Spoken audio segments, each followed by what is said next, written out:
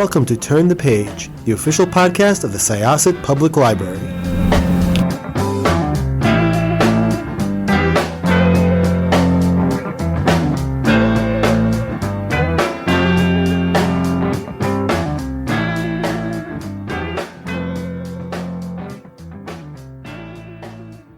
Hello, everyone. Welcome back to Turn the Page.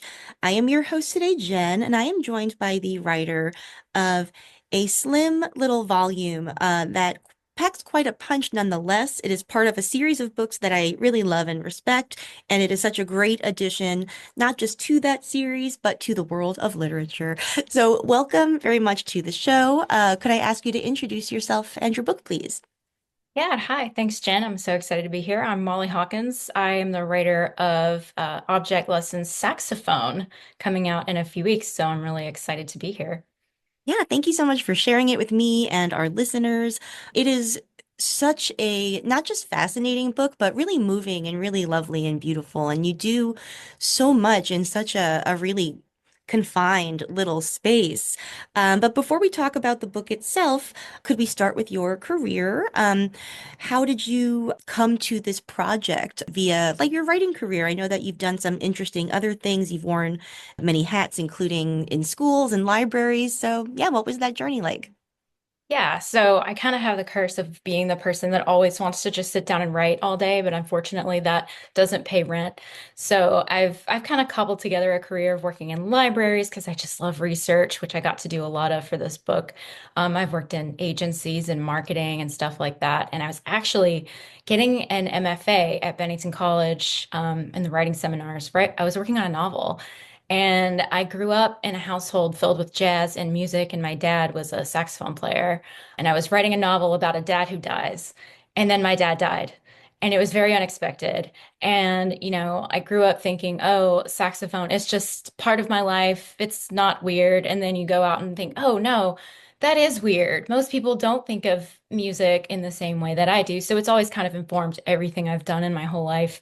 And I'd actually read another object lesson called Coffee. And it was from Dinah Lenny. And I was like, oh, this series sounds so cool. I really love this. And I'm obsessed with the idea of focusing on an object. And I was like, oh, the saxophone has been the object of my life, and I didn't even realize it. And what's the history of this thing? So of course, in my, library days, I'd get to research things. So I'm like, I'm going to research saxophone. And it has a wild history. It had really troubled beginnings. Its inventor almost died maybe a dozen or more times in really weird ways. Like it's always been on the margins, and it's a very wild story. And it's been really symbolic of so many people over history, and it's been a voice for people that had none. So I was like, I have to write this book. I was going to write the book anyway and make it bigger because I could have just kept going and going and going. But the object lessons people were like, oh, yeah, send us a proposal. And I was like, all right, I'm going to stop writing the novel. I'm going to write this book. And it came out, and I'm really excited about it. No, yeah, that's so interesting. And it really, the way that you are able to weave together like your personal narrative, which is so moving and really not to like be super over dramatic, but like really like an honor to get to read and to get to know your father that way and like your history. And you weave that in with the history of the instrument itself, as you said. And its sort of role in culture and in media. And those are so many things to, to sort of a lot of plates to keep spinning at once. So I'm curious about like your drafting process. Like, did you write all the threads separately and interweave, or like how different is the final project from where you started? Yeah, it's interesting. They made me write an outline, which was very good for me because I don't typically outline my larger works. So I knew I had to stay on pace because I only had X amount of words, right? I couldn't keep going. I knew I had a lot of history to cover. The saxophone has been around only since the mid 1800s, which it seems like a long time, but like, it isn't. But also it has done so much in that time. So I knew I had a lot of material to cover. So I read tons and tons and tons of books throughout time periods, and I wanted to hit all the major points. And I kind of thought about it like a jazz song, it's very all over the place. You can interpret it how you want. And I thought, okay, I have all this research. I need to talk about these things. There's a lot of things I didn't get to cover, which was a huge bummer. But then I kind of filled it in with those personal anecdotes to sort of flow into it, kind of like a song, probably a little chaotic. But that was kind of the approach. Was like, all right, let's tell the linear like chronology of the history and the eras, and then do the little personal things in between. Yeah, it really like it works so beautifully to sort of go back and forth between like the big picture and the intimate picture like of your life and your relationship to the instrument. What really struck me is that, so obviously there is your family story there, but then there are like a lot of other family story too, like the Sachs family that sort of was obviously not actually the pun was intended, but was instrumental in its creation.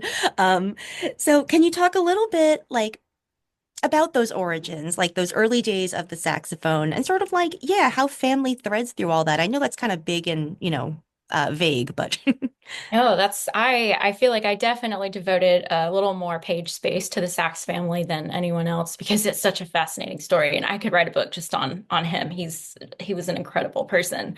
But the origins, it's just he was doomed from the start, which I felt like to me, I was like all these light bulbs were going off like, "Oh, that's kind of how everybody that has played this instrument famously over time has met with those same things and everyone has that relatable like difficult mother that called him the ghost child. He's doomed. He will not live. Like, wow, that's a lot of pressure to live with. And then, his father was a successful musician and like instrument maker, and he followed in his footsteps, but then he surpassed that. But he still failed. He died broke, like my dad died broke. To not mince words, but like it's just the history repeating itself and like what is it about this instrument? Like it's sort of haunted, and it's been haunted this whole time. So I feel like it's all sort of a relatable thread that has just carried through history in like no way I've ever seen with an instrument before. I feel like the guitar is probably not that dramatic. yeah, there is something that is so dramatic about it, Yeah. and it you know, it does haunt the text in a way. And that made me think about like the way that it gets used in like movie scores too, and like in soundscapes. Like it's often associated with like flashback or some sort of weird nostalgia or noir or something. Or it's, like my one of my guilty pleasures is watching shows like Scrubs, and it's always the sexy montage is the saxophone solo, which is just sort of what it has had that moment again and again and again, but it's also a very serious instrument. It was used in vaudeville as a comedy instrument. It was the life of the party. They advertised it in magazines, buy a saxophone and be the life of the party. You can make it laugh and cry and moan.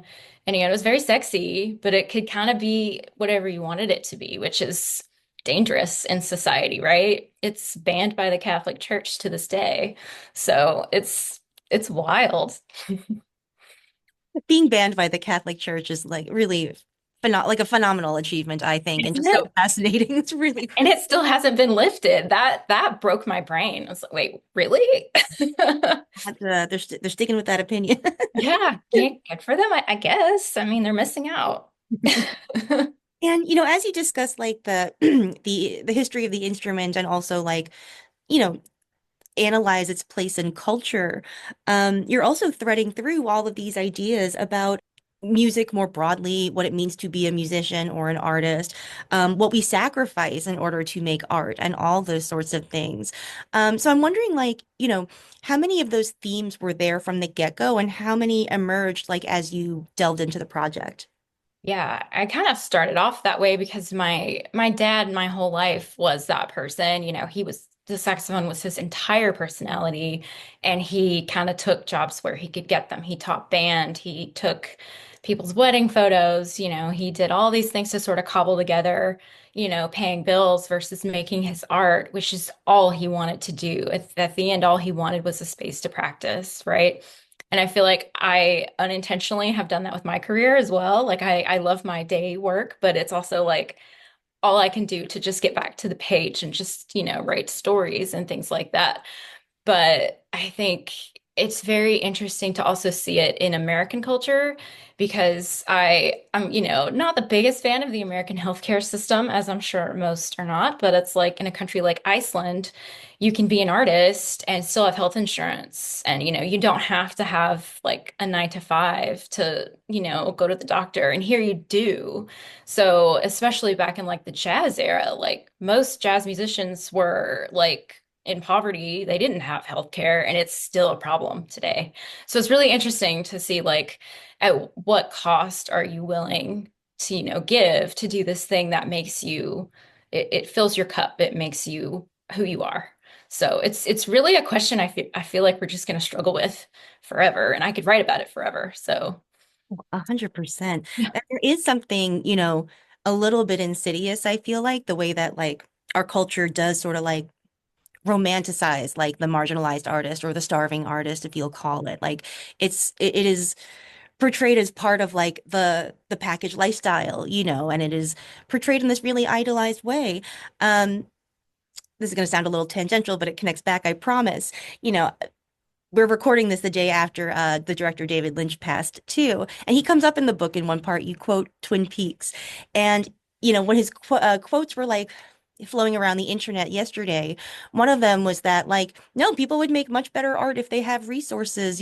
Like there's that starving artist thing doesn't really work all the time. Like we should support artists, and I Yeah. think all thinking about all of these things at once is just there's so much to chew on, and I feel like it's yeah, like you do so much too in such a confined space. Like, what was your editing like? Did you have to be ruthless in how you cut it, or?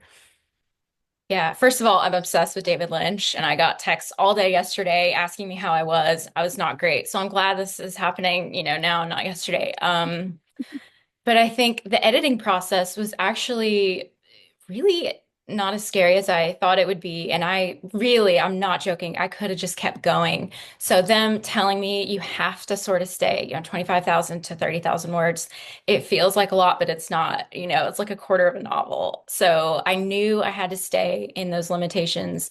And their feedback was extremely helpful and not no one stepped on my toes. They were just like, oh, yeah, this is a great point. Oh, it's mostly just typos, which, when you write something and you're being really vulnerable and you're putting your personal story into it, it's really nerve-wracking. It kind of made me realize, like, oh, yeah, this is why I went to fiction. This is why I was working on novels. You're just making everything up.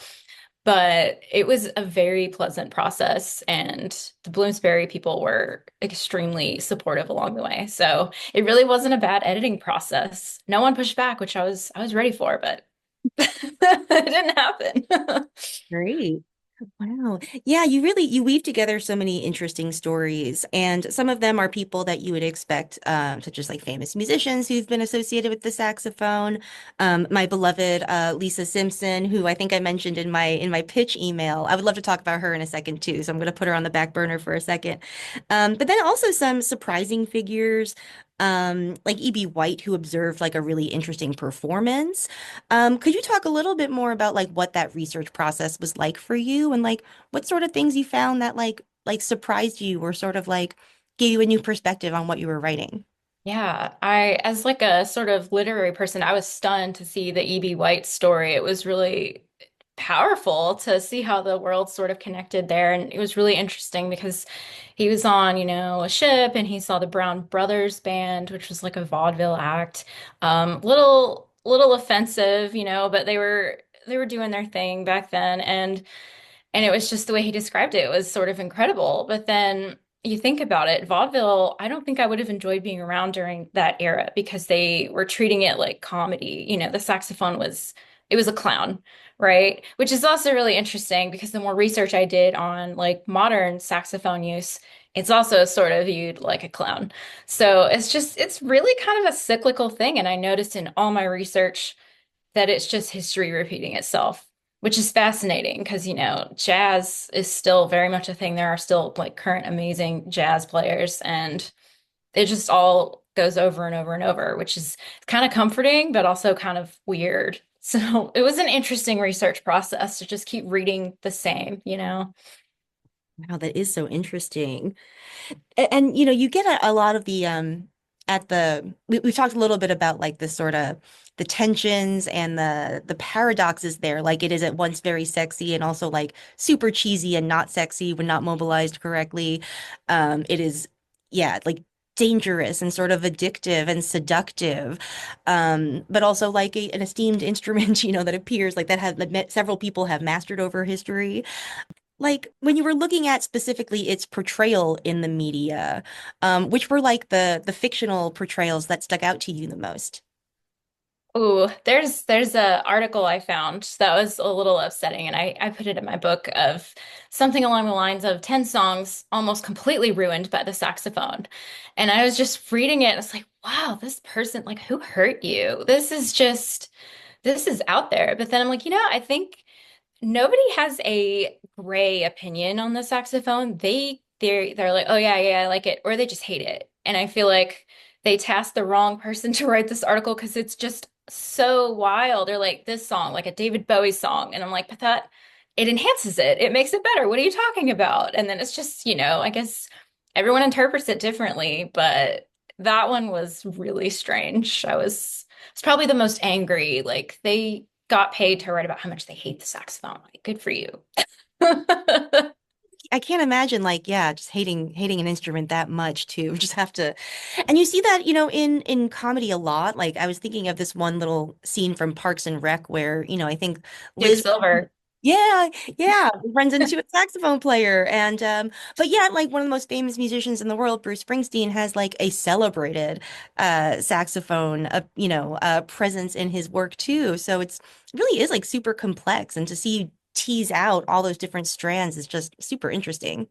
Well, and I feel like you're always sort of seeing it on like a one-dimensional sort of level where like I was writing about Tim Capello, who was the beach concert star, the sexy sax guy in The Lost Boys. And there was this really beautiful article, like in the last couple of years, I think, where he talked about that experience and how it's not that he was embarrassed by it, but it was kind of sad because he had this really successful career working with Tina Turner. Like he played sax for Tina Turner, but all anyone cares about is that he's the sexy sax guy on Lost Boys, and then he came back to do Reservation Dogs, which is actually a really beautiful scene. So it kind of came full circle for him, I feel like. But I feel like people are always kind of ignoring the real work when they're just looking at like the parody of the thing. But Lost Boys is a great film, definitely. It is really- But you're absolutely right, and that is like a sort of bittersweet thing to. I mean, I imagine that must happen for artists a lot, to sort of like have a very complicated relationship to something like you are associated with, like whether it was, how you intended or not. Um, Definitely. let's return to Lisa Simpson, if that's Yeah. okay. Yeah. That was one of the reasons I reached out to you when I saw about the book, because I was like, this is going to be a very interesting cultural history. And also, like, she was such a figure, not just like in American culture, but like, I am a millennial. I was like right in the age pocket to be watching like Lisa Simpson when I was like the same age as her, and well, she didn't grow, but I did, so like, but so I really identified with her. So she does come up in the book, and so I'm curious about like if you also had some associations with her growing up and how that turns up in the book. It's funny. I'm more of a recent Simpsons fan, but I was actually not allowed to watch The Simpsons when I was a kid. My mother was very, very, very strict and very Christian, so I wasn't allowed to watch The Simpsons or South Park. Didn't mean I didn't do it, Yeah. but I love Lisa Simpson, and I love that the writers are very clever and they know their research. It's like whoever is writing this knows the sex history because I think. The number one theory is that Bleeding Gums Murphy, who gives her, the saxophone is like really sad, is Sonny Rollins, which is fantastic. So I'm like, oh, this is really like, I love the layers like that. And I think Lisa, to me, this might be just a me thing, but I think it's this bold feminist power move because also in my research, I did not read about a lot of women, which was very disappointing. And the biggest thing I think happened for women was during the suffragette movement. There were all female saxophone bands where there would be like 4 to 20 women, in these all female ensembles playing the saxophone, which is like, if you think about it, like that's wild back then. So I feel like Lisa Simpson is like this symbol of like what we should be doing and taking that power. And I'm obsessed with her. I love her, I think. And the fact that she plays a baritone, which is also really unusual. Most people don't play the baritone. So it's a power move for sure. Yeah, it's like a great character trait for her. Like it fits into like her character so well. And I love that it did. You mentioned briefly in the book that like it had an effect on like girls of the same Yeah. age. And yeah, that's just so fascinating. And yeah, I really enjoyed reading like not only the story of the saxophone itself, but like the story of your family history with it. It was so beautiful and moving. And thank you so much for talking about it with us. Yeah, thank you so much. This has been delightful. Thanks. One last question. Are Sure. you working on anything else? Do you think you will write another book like this or? I would love to keep writing about the saxophone, but I feel like I needed a break from all the research. It was a little like chaos, Molly, for about a year. I'm going back to the novel. I'm like revising the novel and hoping that that will be my next thing to come out. I really enjoy making things up after doing all the research. Just because you kind of nerve-wracking experience, like, let me make sure I have this citation. Let me make sure that I did this right. So it's nice to just sort of sit with the page and just like make characters say random stuff. That's very fun too. That sounds awesome. Yeah, good luck and Godspeed with that. And not to rope you in too early, but when that comes to fruition, I'd love to have you back and we Of can contrast course. and compare. Yeah, that would be fantastic. I would love that. All right, listeners, it's your turn.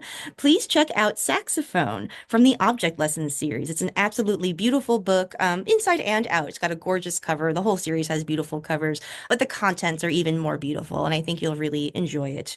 When you hear this, it will be in the world, so please head to your favorite independent bookstore or library. And it is now time to close this chapter. We'll see you next time. It's time to close this chapter of Turn the Page. Join us for the next episode.